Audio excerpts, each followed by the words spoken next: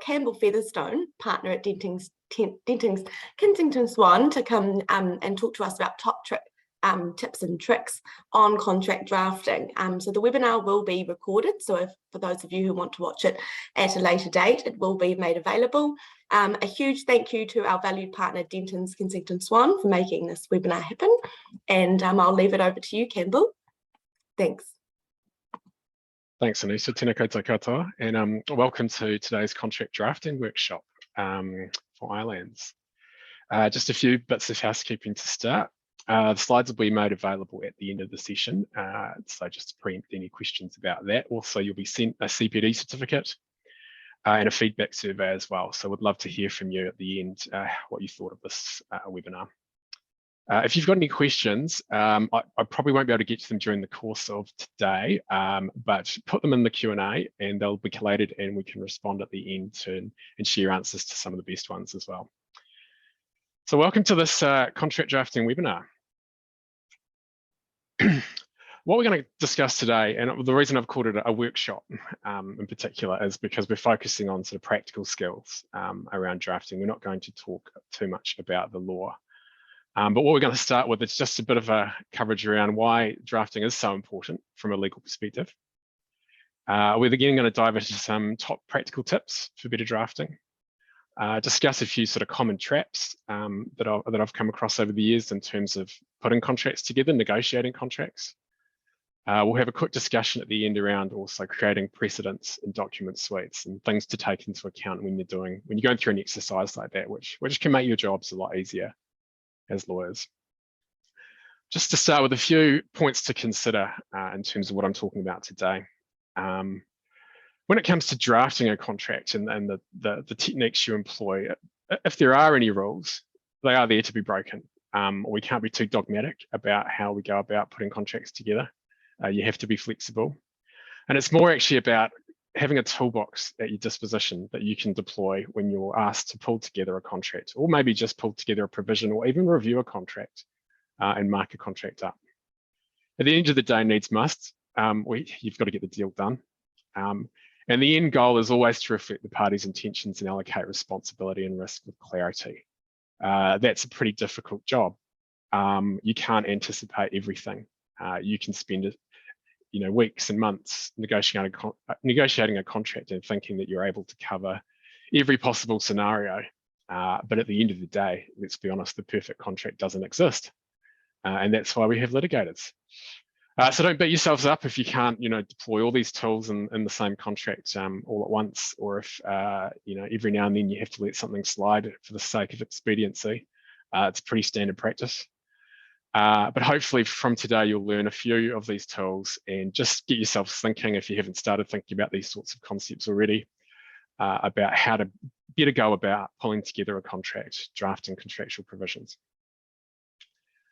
So as I mentioned at the start, we're not going to cover case law to much extent, but we are going to talk briefly just about why contract drafting is so important. So necessarily we do have to touch on what case law has to say about that.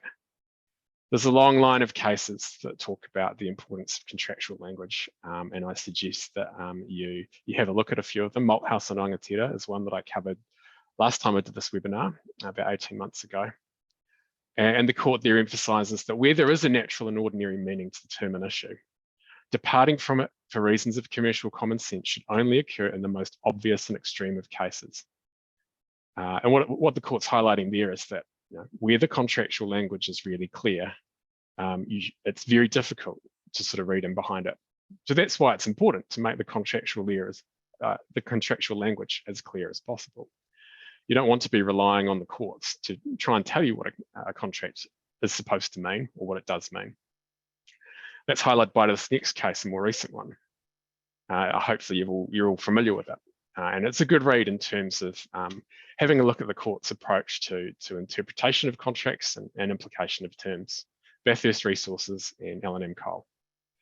Now, this is a case about a contract that made it all the way to the Supreme Court. So you can imagine that there was a fair bit at stake, but also that there was a fair bit of ambiguity. It was clearly worthwhile taking it through the various layers of appeal to get a final decision as to what the contract actually meant.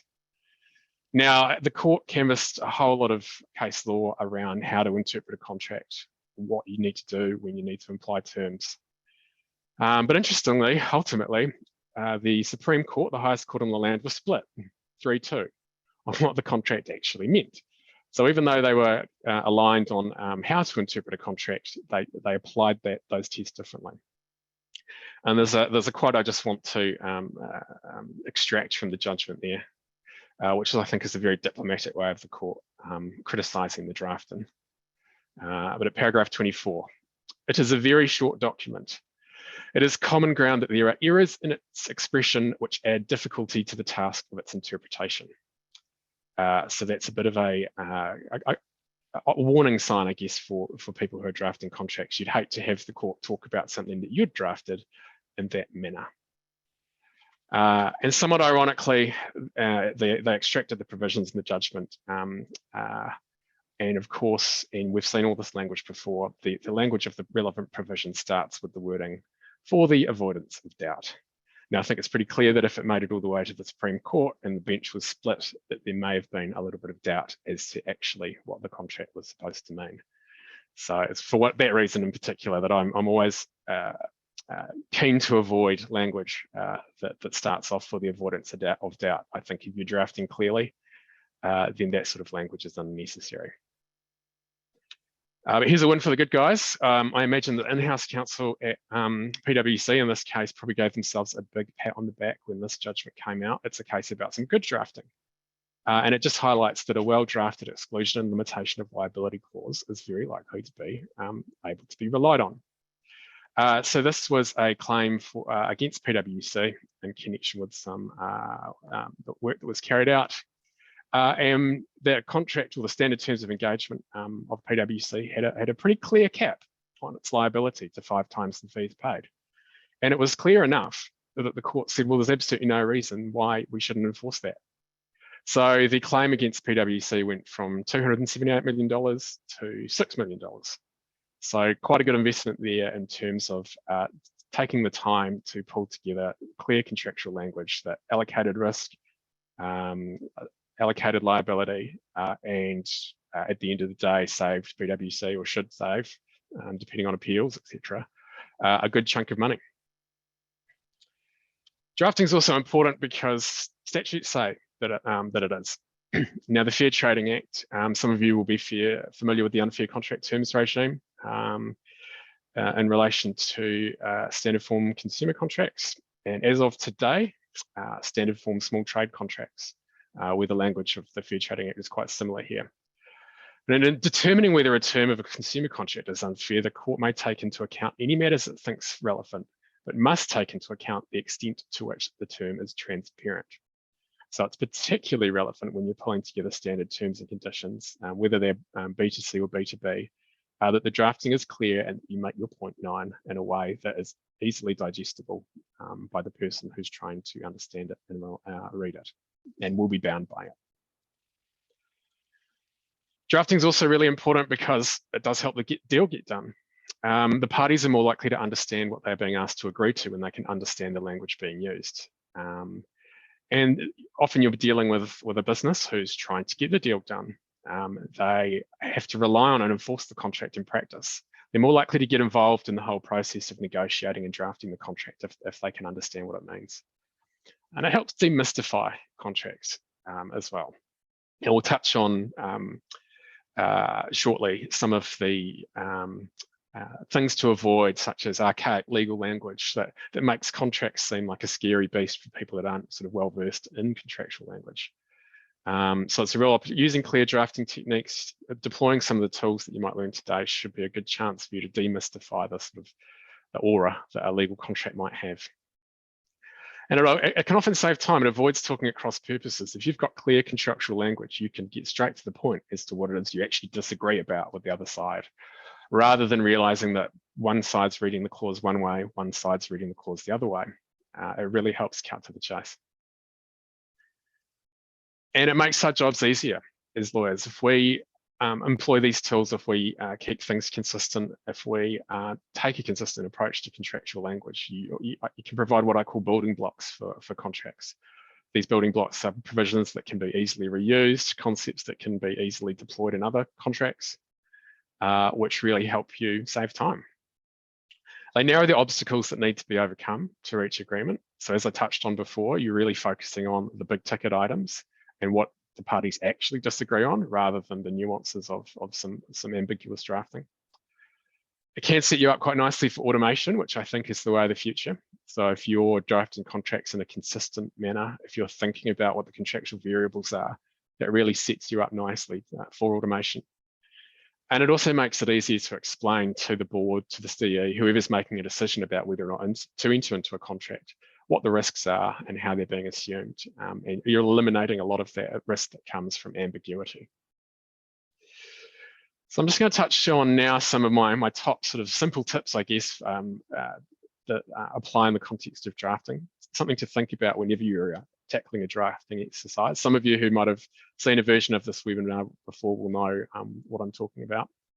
And a lot of it is really common sense, but it's quite useful, I think, to just consolidate the approach that you might take when it comes to pulling together a contract. First tip, I think, is hopefully an obvious one, and that's be prepared.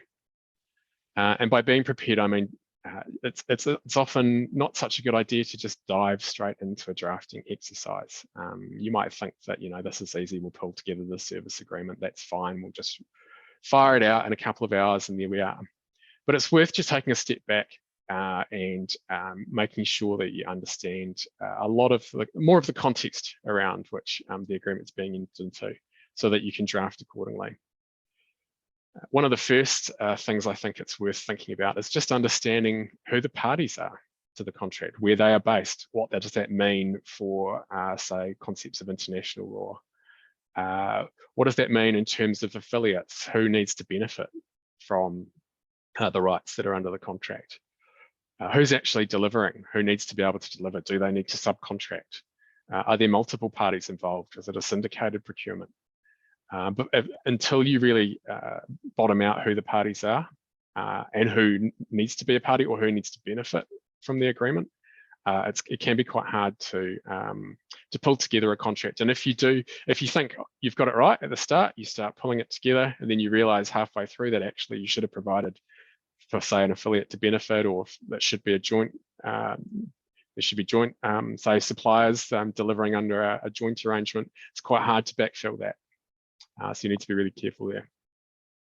It's also worth taking the time to just think, and it doesn't need to be a long time, but just reflecting around what the key risks to you are under the contract, because that's really going to help shape what some of the provisions look like when it comes to things like liability, termination, indemnities, all of which we'll touch on shortly. Before I get started on any drafting exercise, I like to sketch out the structure of what the contract looks like.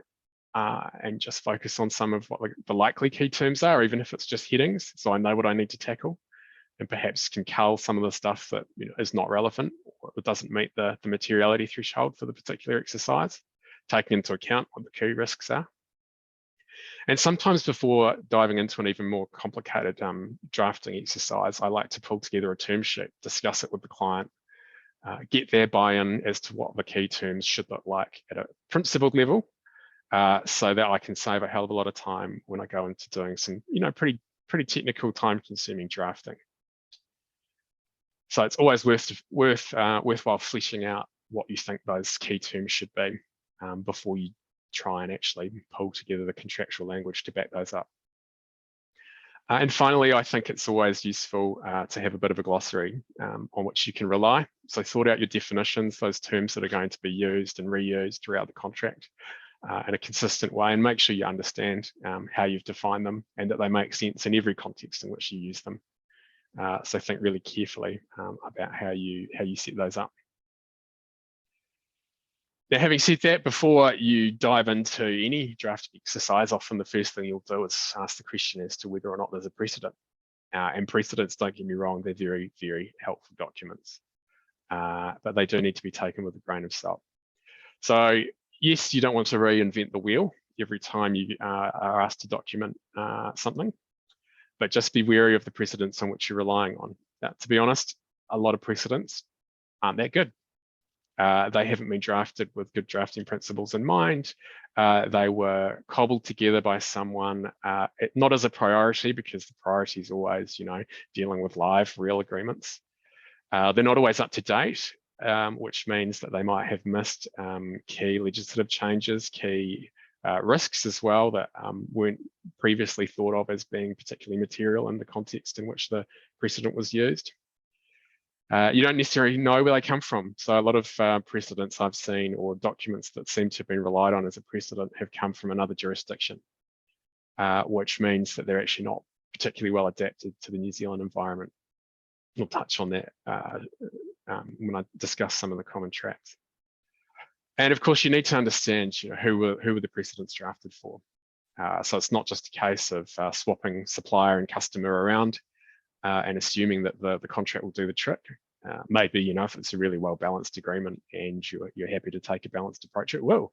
But more likely than not, the risk profile of who the contract was drafted for could differ. So it needs to take into account, the particular context of the arrangement, and in particular the risks faced by the party entering into it. Bane of our existence, perhaps, Microsoft Word and its formatting tools, but I definitely recommend that you get to grips and understand how to use formatting to your advantage. I think sorting out the formatting of an agreement really does help demonstrate that you've got a mastery of the document. It helps demonstrate clarity of thought. And it does help guide the reader, the person who's actually going to be relying on the contract on a day-to-day basis, who's going to have to enforce it, who's going to have to look at it, and who's going to have to buy into it as well and sign it. No matter what we say, we always have that boilerplate provision that says that headings are not intended to aid interpretation, but let's be honest, they do. They are good signposts for the reader as to what they need to look at, as to where their eyes should be drawn when it comes to the sort of key material provisions, especially the non-lawyer who's picking up the contract for the first time. So have a good think about how you do set out your contracts and guide the reader accordingly. I always like to use fairly intelligent paragraph numbering, if I may say so. The last thing I want to see is section 14.1.2.3.4a. Start to think about whether or not that's actually really particularly helpful to anyone who's picking up the document. Split things up into more subsections, perhaps, so that you're not worrying about numbering that is almost impenetrable for the reader. And definitely use appropriate cross-referencing as well. I think it can be quite useful for someone who's not familiar with a contract to pick up when they pick something up and they see a cross-reference, maybe even use the title of the provision that you're cross-referring to, so they know kind of what it is you're talking about and why it's relevant to look at that other provision, because that might affect the provision in which the cross-reference is found. I think New Zealand legislation actually is quite well drafted, but that's a topic for another day. But it's a good example of how cross-references are used to draw the reader's attention to the other provisions that they need to look at and understand to interpret something properly. And my personal view is you shouldn't be afraid of white space. Densely typed text, small font, etc. It's not really that friendly to anyone. It's not friendly for the people that have to rely on the contract. It's not very friendly when you have to negotiate something using that formatting. So don't be afraid to use white space. Don't feel like you need to be subject to a page limit. I know some people would like to ask you for just a quick one-pager or a two-pager. And that has its merits sometimes, but you really do need to be careful as to how you present the information so that it is user-friendly. And ways to do that include being short, sweet, and to the point with the drafting that you do actually employ. So cut to the chase. Use a single idea per paragraph, I think. There's nothing worse than trying to decipher a provision that has 7 different concepts within the same paragraph, as you might see in some American agreements. Different concepts, different paragraphs, split them out. Makes it easier to negotiate. You're only dealing with one concept at a time. If you don't agree with a particular point, maybe you just delete that paragraph and move on, rather than having to play around with the structure of a sentence. And I like to avoid what someone else has titled throat clearing language. So that's a phrase I've stolen from others. But that sort of wording looks like lawyerisms to me. The parties acknowledge, agree, and understand that. Now, if I read that in agreement, I sort of think, yeah, of course they do. This is an agreement. Why else are they writing this down on paper? So think about carefully why is that necessary, and what's the difference between acknowledge, agree, and understand from a contractual perspective. Likewise, you see sometimes, party A represents, warrants, covenants, undertakes, and agrees that it will do X. So I question, why do you need those 5 different verbs to express a concept? Some of them are quite different from a legal perspective. Do you actually mean that they represent and warrant? What's the difference between covenanting and undertaking and agreeing? Is there a difference from a contractual perspective? So be judicious and use discretion around the language you actually employ in a contract. And that's where plain English comes in as well. And by plain English, I don't necessarily mean, I certainly don't mean dumbing down the language that you use. Law is a technical subject. It needs nuance, it needs subtlety, and it does need technical language. But it does also need to be digestible by those who are going to be using it. So there's a few things I think that you can take into account when it comes to plain English. First of all, it's not always a case of a one-pager, and shorter does not always mean clearer or plainer. So don't fall into that trap. I like to think of plain English from a legal perspective as being the idea that legal concepts need to be accurately stated, but as comprehensible to a reasonably educated non-lawyer as possible. So what does that mean? I think you need to avoid jargon, and not just legal jargon, but also technical jargon. So if you're dealing with an IT contract, say, for example, and someone uses a bit of shorthand technical jargon to refer to something, maybe just test them on what they actually mean. And I find that often the idea that is trying to be expressed through that technical jargon doesn't actually translate well to the shorthand term. There might be competing views as to what the jargon actually means, and you can actually draw that out by asking people to explain their technical jargon and trying to put it in plain language for them. Avoid Latin. I don't think I've ever come across a contract that absolutely needed a Latin term in it. I think there are better ways of explaining things in English, plain English, than their Latin equivalent. And also avoid those archaic terms or legalese that mean that a lot of people don't think lawyers are much fun at parties, unfortunately. So herein, thereafter, here and before. You see those types of terms a lot of the time in American style contracts, and I think they add to that mystification of what a legal contract actually is. People seem to think that there's some sort of magical formula that needs to be deployed in order to record the parties' agreement, and that's just simply not the case. And a final top tip before I touch on some common drafting traps. Another bane of our existence, I think Microsoft Word has a lot to answer for, but just ask the question, are markups really your friend, especially when you're negotiating, whether, negotiating a first draft internally, or even negotiating with the other side, trying to get a deal done.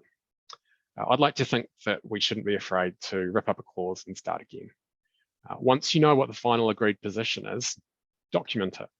And if you wouldn't have drafted the clause like you had, if that's where you would have got to, and you knew that from the outset, then why are you documenting the agreed position that way?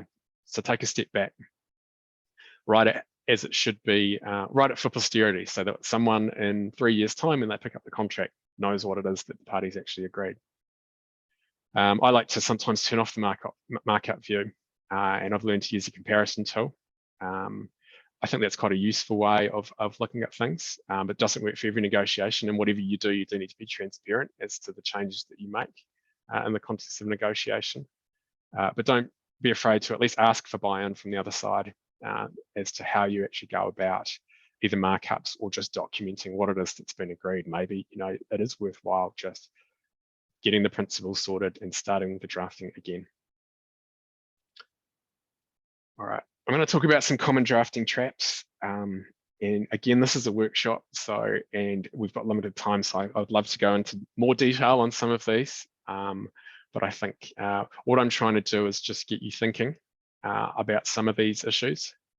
And once again, as I said at the start, needs must. The way in which these tips are set up as to act as a toolbox, act as a prompt for you to start thinking about, is this the right approach to take when I'm pulling a contract together? So the first one I'd suggest you avoid, or at least think very carefully about, is going tit for tat. So for example, the other party needs an indemnity from you, or a cap, or an exclusion of their liability, and you think, well, that looks good, I'll have me some of that. It doesn't always work. The risk profile for parties under a contract can be quite different. What risks are you trying to mitigate? What responsibility are you trying to shift to the other party, and why? Mutuality doesn't generally deliver a balanced contract because contracts generally aren't balanced in terms of allocation and assumption of risk. Likewise with termination rights, having mutuality there, certainly termination for convenience, it just doesn't always work. One party might need more certainty and might justifiably need more certainty than the other party. So you always need to ask the question, what am I trying to do here? What am I trying to achieve?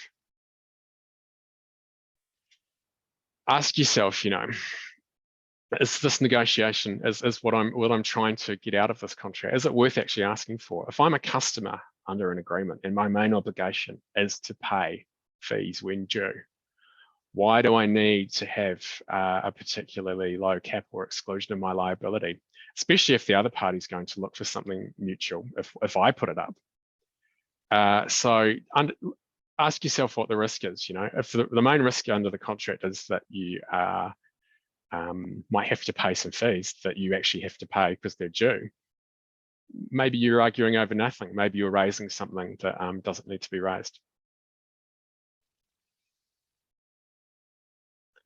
Another common trap I see, and I think there's a couple of aspects to it in terms of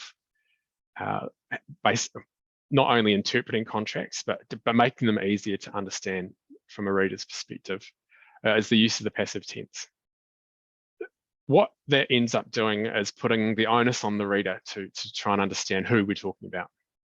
When we're talking about obligations, when we're talking about rights.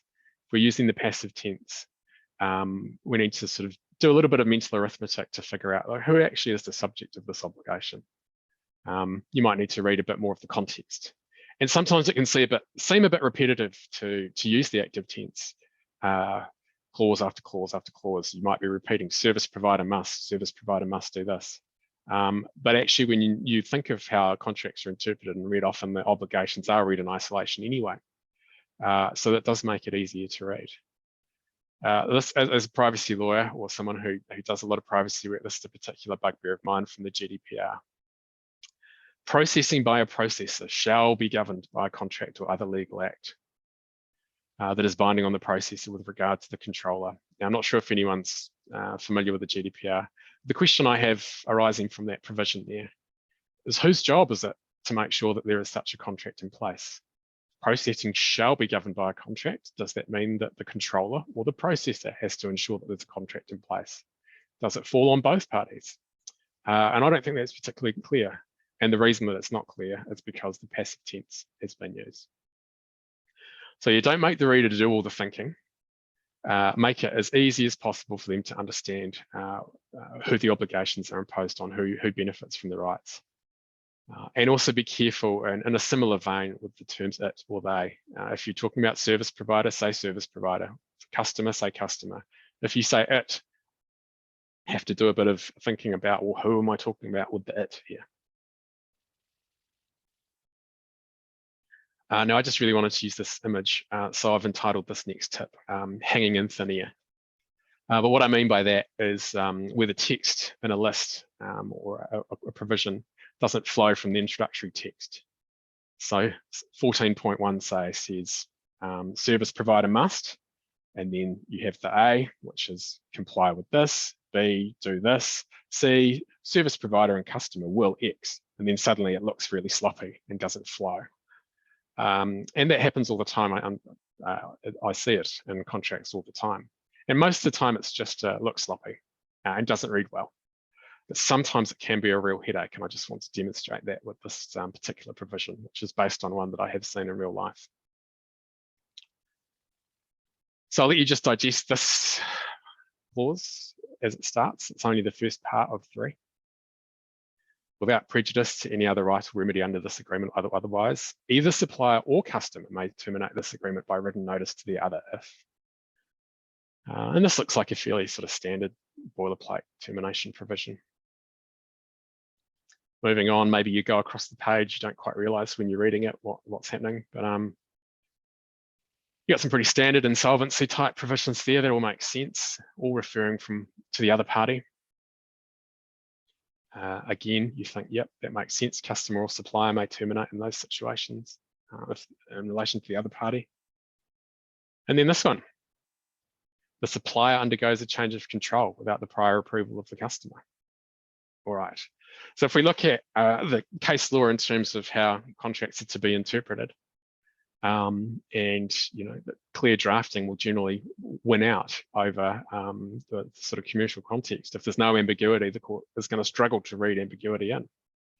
We go back to the introductory wording. Either supplier or customer may terminate this agreement by written notice to the other if the supplier undergoes a change of control without the prior approval of the customer. Now, is that giving the supplier an out? Can they get out of this contract if it's not profitable to them by undergoing a change of control without the prior approval of the customer? It seems unlikely that that was the intention, but that's clearly what the clause says. We're going to have to look at maybe the commercial context. Maybe we're going to have to look at what makes commercial common sense, but we're going to have to find some ambiguity in the provision first. And what's going to happen? Are we going to end up in the Supreme Court where there's a 3-2 split decision again? Having spent hundreds of thousands of dollars in litigation fees. So just a trap there, I guess. Often it looks sloppy when you do that sort of thing, but sometimes it can have pretty significant implications.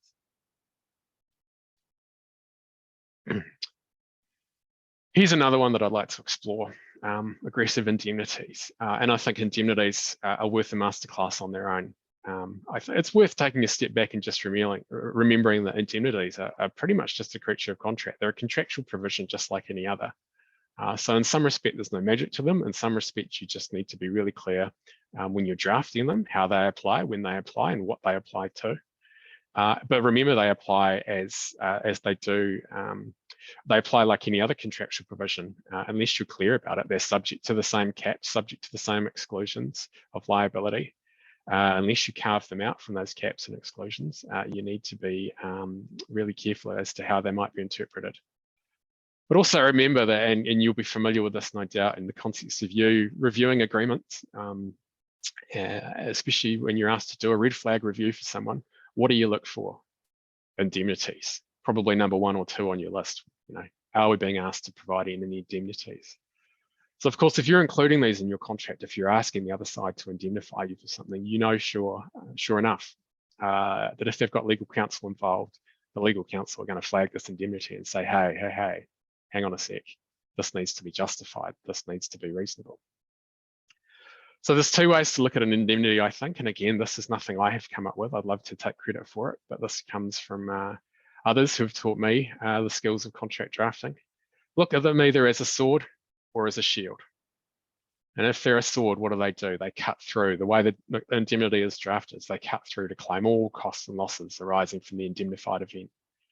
If this indemnified event happens, if this event occurs, you will come in there and make me whole again for anything that I suffer, as if that indemnified event never happened. And again, it's really careful. You need to be really careful as to how you draft that. What do you mean by costs? What do you mean by losses? Are we actually talking about loss of profit, loss of revenue, loss of customers, loss of goodwill? If you're not careful, if you don't apply the exclusions, say, to those heads of loss or to indirect loss, say, to the obligation to indemnify them, yeah, perhaps the indemnity is going to be interpreted that way. Or the alternative is to have a shield, which I think is often the more appropriate way to look at an indemnity. And that's to protect someone against third-party claims and the costs associated with defending them. If this indemnified event occurs, which you're assuming full responsibility for as the indemnifying party, then you will protect the indemnified party if someone else has a go at them, and you'll defend them against that claim. And that certainly makes sense in the context of, say you're a customer and you want an indemnity in respect of third-party IP claims. You want the other party to step in and protect you against those claims. And you need to also think about this in the context of, well, what would the normal position be if there wasn't an indemnity? Is there an obligation there that I can hang my hat on that if it were breached by the otherwise indemnifying party, me as the person who suffered the breach, would I be able to claim using the normal principle of contractual damages? Again, you need to look at that in the context of what the caps are and what the exclusions are, but perhaps that's a better way of looking at it. If you're being asked to give an indemnity, do you want to have control of the claim? Does it make sense for you to step in and actually conduct the defence? Certainly when it's a shield, if it's something to do with, say, a third-party IP claim and it's your IP, that makes a lot of sense. If you're the indemnified party, maybe you don't want to hand over the control of claims. Maybe you do want to be able to just have the indemnifying party just write out a check or to their own lawyers and make the claim go away. And of course, never forget that not all indemnities can be given. Certainly, there's the question of whether it's legal. There's issues under the Health and Safety at Work Act. There's issues if the party that you're asking to indemnify is a government ministry, department, or crown entity. And of course, you're going to find yourself up against, and this is what I was touching on at the beginning, counterparties who have policies around whether or not they give indemnities, whether or not those policies are valid. We all come across them every now and then. The position that we will never give you an indemnity for that sort of thing, or we do not give indemnities in that context. So you're going to come up against it. You have to have a pretty good justification as to why you want the indemnity and why the scope of the indemnity is particularly appropriate. Why is it that the indemnifying party should assume responsibility for the indemnified event? Once again, I just really like this image. I think it says all you need to say about the Americanisms that can find themselves in contracts governed by New Zealand law. And some of this comes from the fact that we often borrow precedents from elsewhere in the world. And they do need to be adapted for the New Zealand environment. There's a few concepts that just don't quite make sense in the New Zealand context and need to be looked at carefully. So one that I see quite often is the concept of gross negligence, which doesn't really have an equivalent in New Zealand law.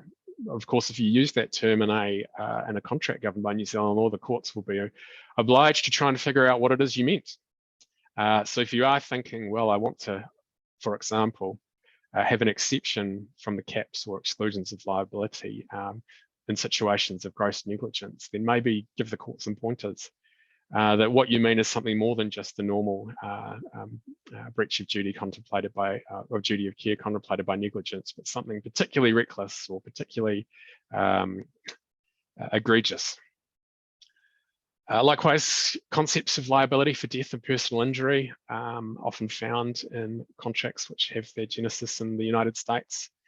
Try explaining to an American lawyer the concept of ACC and you will blow their mind, but also take into account Health and Safety at Work Act and what that actually means in the context of trying to allocate liability for death and personal injury. You might just think, well, it doesn't apply here, so we can just leave it. But you do also need to think about what your obligations under New Zealand law are. The Americans seem to love a nice nuclear approach to indemnities as well. Mutual indemnities for anything and everything, all breaches, all losses. That, I think, can be a bit dangerous, especially when you're not careful about how the indemnities are drafted. So something to watch out for, and not necessarily something that we'd consider to be, market in the New Zealand context. You'll see some unusual provisions which are probably harmless, but can pretty easily be deleted a lot of the time. Waiver of jury trial is a classic one. Works made for hire is an American concept, which is probably better dealt with a bit more nuance, taking into account New Zealand copyright and other IP laws. As I mentioned earlier, I'm a fan of clear formatting, white space, and not using densely typed text. So that American style formatting, I think, is something that can be avoided in the New Zealand context. And then finally, the use of capital letters, which makes it look like you are shouting. yet to see any New Zealand case law that suggests that that is absolutely necessary in any context. And certainly when you have a clearly drafted provision, the fact that it's in capital letters or not shouldn't matter. Whereas if you have an unclear provision that's drafted in capital letters, it's still just as difficult to interpret as to what it is you meant to say. Finally, I'll just talk a little bit about not just vague obligations actually, but just, I guess, a scattering of obligations throughout a contract where maybe little thought has been given as to what you're trying to achieve in the contract by including them. Certainly when you want to include an obligation in a contract, ideally you'll have an objective measure as to whether or not that obligation is performed. And that can be quite difficult with some obligations. And the fact that it's quite difficult can also make you question, why are you including it in there? You ask the question, what if the obligation isn't met? Then what? How are we going to enforce if this obligation isn't met? What is the standard to which we need to hold the other party, and how will we be able to tell when that standard hasn't been breached, hasn't been met? Sorry. What are the likely damages that could flow arising from that breach? Would we ever seek to ask for specific performance of that obligation if it wasn't performed? Should it give rise to a termination right? Is it that material that the whole contract could fall away as a consequence of non-performance? Or ultimately, are we just trying to take the moral high ground? You said you'd do this and you didn't do it, and we're really disappointed in you. And there's some merit in that as well, setting out the expectations in terms of what you're expecting the counterparty to do when it comes to, say, reporting obligations or being available for meetings, say, things that might be better described as operational things, which actually don't have a material impact on the whole arrangement. But if you're going to do that, you need to do that with your eyes open and make sure you're not getting caught in the weeds, negotiating a particular obligation or the scope of an obligation where in actual fact, you're never going to be in a position to enforce that obligation. And when I talk about needing an objective measure, we can always do our best in terms of trying to set that out at the outset, but it can be quite difficult. What we do need to be careful of is using sort of vague concepts, which again, you're relying on a court to interpret in the context. And sometimes needs must, sometimes that is the best we can do. But I'm thinking of phrases such as best reasonable commercial endeavours, which is one I've seen, or best reasonable efforts, or commercially reasonable endeavours. There is a bit of case law about what some of these terms mean, but the reason that there's case law is because judges were asked to consider, what does this actually mean? Because they probably couldn't really tell from the context of the contract they were asked to look at. So treat those sorts of vague obligations with a bit of caution. Use them as a sort of backstop if you really are struggling to come up with a more objective measure for determining whether or not contractual performance has occurred. And also ask yourself, are we actually looking at obligations of a party, or are they more sort of dependencies? Certainly if I'm a customer under a contract and I'm receiving a service, I might sort of ask the question, why am I under any obligation to do anything? You said you'd provide a service to me. My only obligation should be to pay you if you do it. And bearing in mind, if you breach an obligation, you're in breach of contract. There are potential legal ramifications that flow from that, specific performance, damages, etc. So maybe sometimes things that are couched as obligations should be better described as dependencies. So if you're looking at it from a customer service provider point of view, service provider could say something like, look, I will deliver you this service, but I need you to do this in order for this service to work. And if you don't do this, I'm not saying you're in breach of contract because I'm not going to sue you, but it does mean that I won't be held to the same standard in terms of the service that I have to provide as a service provider. So worth thinking about in that context as well. Okay. And finally, I'm just going to touch on what to think about when you're setting up a precedent document or a template suite of documents, even going through a process where you're trying to standardize how you document arrangements within any organization. And I think it's a worthwhile exercise for in-house legal counsel to go through and to, in particular, think quite carefully about the risks, the payoff, I guess, between risk and reward. You know, how much time can you save? How much risk can you reallocate? And how much more efficient can you make your job so that you can dedicate it to sort of higher value work, the more sort of value add type tasks that I think we all enjoy doing a lot more. So I think before you start going through an exercise of setting up precedent documents and setting up template documents, it's worth having a think about what you're trying to achieve and what the trade-offs are. Certainly taking a consistent approach to how you document things is beneficial. It means that people are more familiar, your business is more familiar with how you document arrangements. They get used to dealing with similar documents. They get a bit more engagement and a bit more involvement in how the documents are used on a day-to-day basis. You get a bit more certainty in terms of the terms on which you do business as well. You can measure, I guess, the outliers where you have departed from your standard position and where you know that you've taken on a bit more risk than you might otherwise have taken, and hopefully you can more easily document when that is the case and why that was the case and what you can do to mitigate the risk of having done so. Certainly from a lawyer's perspective, I think it's definitely more efficient to have a suite of standard form documents where you do take a consistent approach. And as I touched on at the start, it helps you on the journey, I think, to things like automation, self-service, provided that you understand and you accept what the trade-off is. So setting up a precedent suite of documents, setting up a standard position that you take for different types of arrangements helps save time and helps save lawyers' time in particular, so that you can focus on high value work. It does also mean that you need to take a sort of an informed view on the level of risk that you're wanting to assume by taking this approach. You're taking a standard view on liability, you're taking maybe a standard view on indemnities, you're taking a position in a contract which deals with a lot of the risks a lot of the time. And maybe this goes back to one of my earlier comments as well, that you know, the perfect contract doesn't exist. If you can cover off 98% of the risks 98% of the time, you're doing a pretty good job.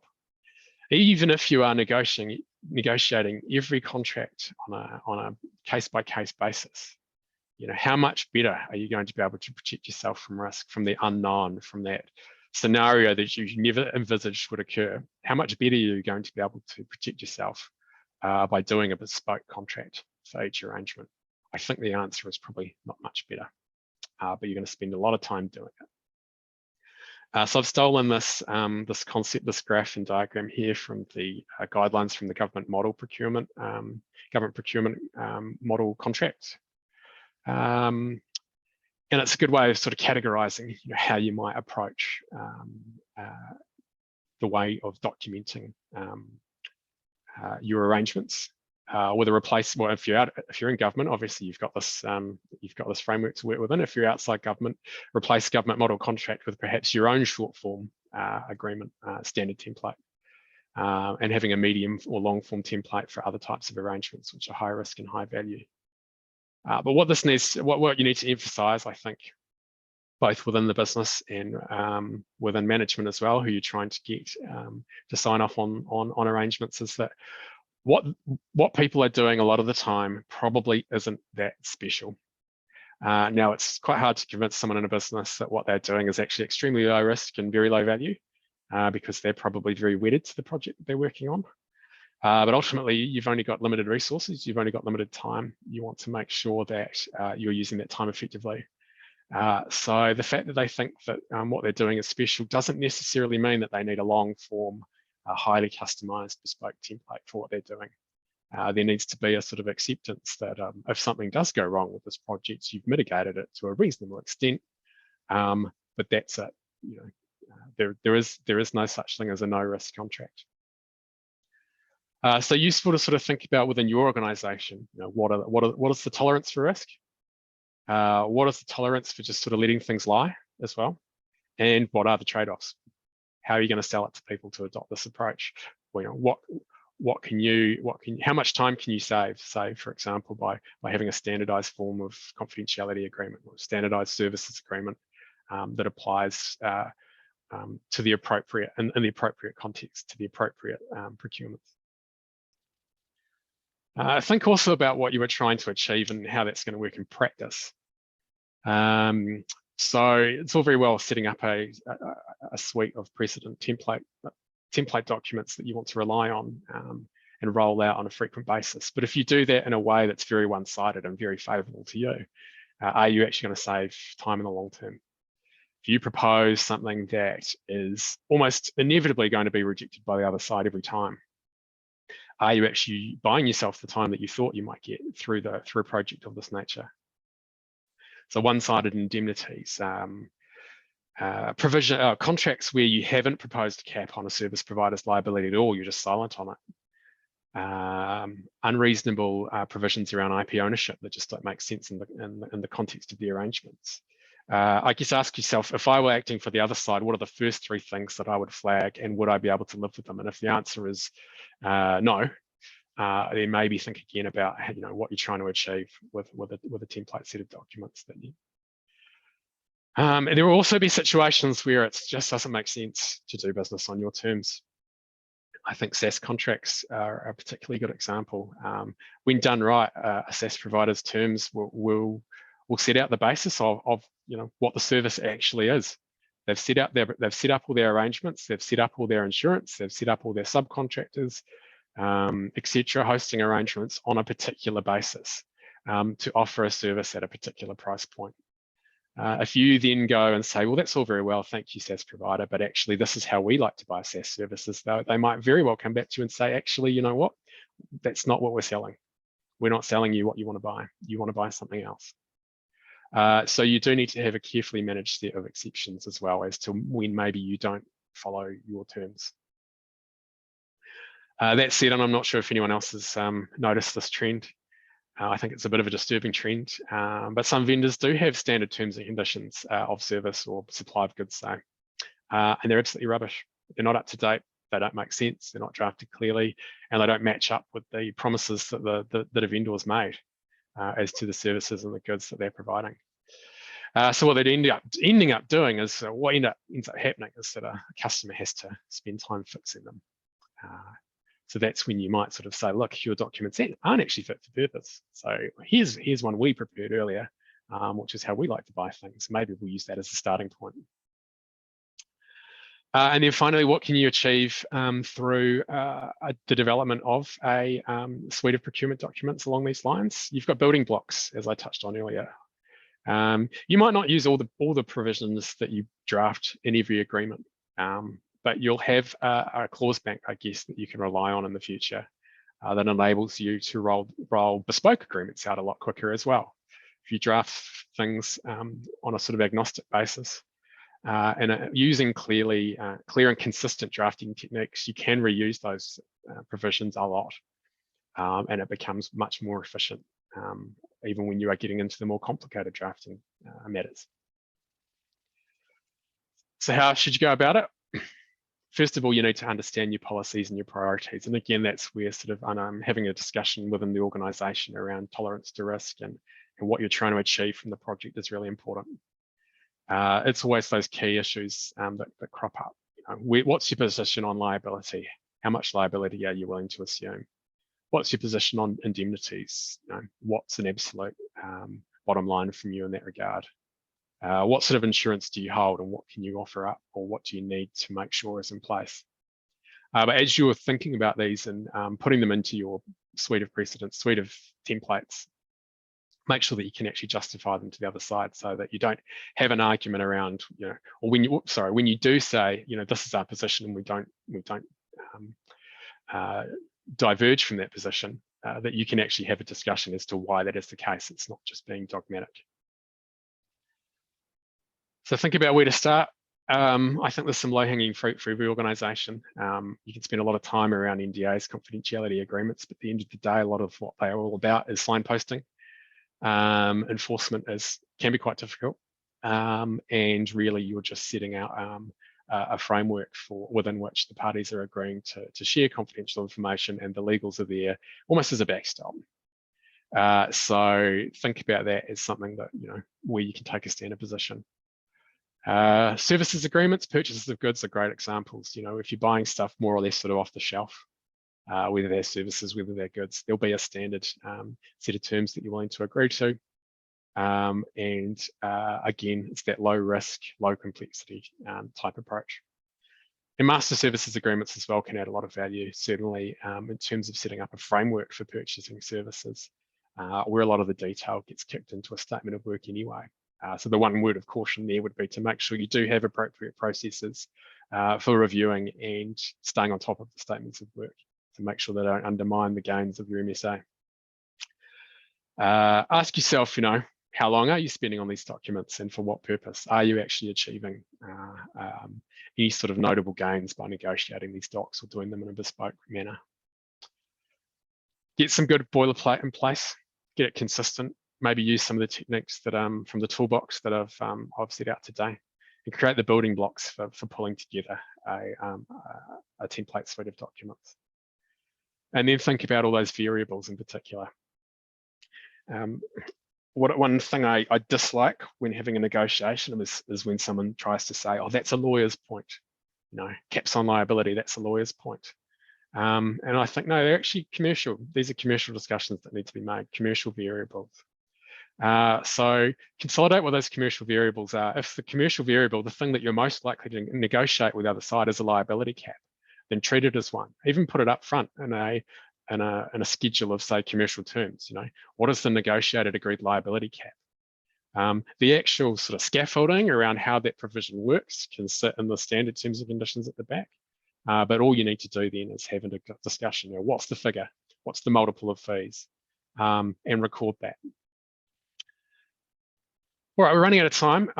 Hopefully I've given you some food for thought in terms of how to approach drafting generally, and also how to pull together template suites, what to think about when you're creating precedents, how to maybe save some time, save some money as well as an organisation. I'll leave you with one final thought.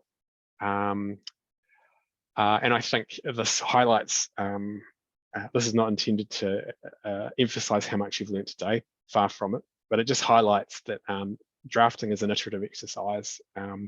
There are always ways I think you can move to improve how you draft, employ better techniques next time. You learn every time you do draft a contract how to do things better. So I think, if you operate with the mantra that the best contract you ever draft will be the next contract you ever draft, you'll be in a good spot. You might have gathered I'm a bit of a geek when it comes to this sort of drafting thing. A lot of this material is adapted from stuff that I've picked up on from experts on this topic. So if you're interested in more information, if you want to read a bit more, or if you're after a bit of light humour, I suggest you check out some of these blogs and tweets if you're on Twitter. Again, take everything with a grain of salt. People have different approaches in different jurisdictions, and certainly Americans have their own unique way of doing things when it comes to documenting agreements and approaching things. But the challenges faced, especially by in-house counsel in the US, are exactly the same as those faced here.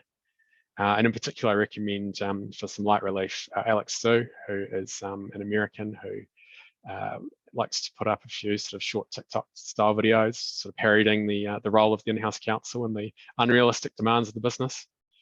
And likewise, a new one I've come across, the In-Lawyer Journey, which is a similar type of approach, some quite witty exchanges that have obviously taken place actually between in-house counsel and the business that they're dealing with. So a bit of light relief after a stressful day in the office. Thank you all for listening, for those of you who did, and tuned in for the whole period. As I mentioned, we'll collate any questions that were submitted during the Q&A, and we can respond to those after this. But likewise, if you ever want to get in touch with questions or thoughts about drafting techniques, pulling together suites of template documents, if you think what I've said is absolute nonsense and you strongly disagree, please do get in touch. I think it's an evolving conversation, and I'm more than happy to be a part of it. Hi everyone, thank you for tuning into the webinar today. My name is Brianna, I am the Member Services Coordinator at ILANZ. Just want to say a quick thank you to Dentons, Kensington, Swan for their support, and to Campbell. Thank you for sharing your knowledge today. Just recapping CBD Cert, the slides from today and a feedback survey will be sent to you after or later on today. Please let us know in the survey what topics you'd like covered in the future. And that's it from us. Have a great day, everyone. Thanks, Campbell. Cool. Thanks, everyone.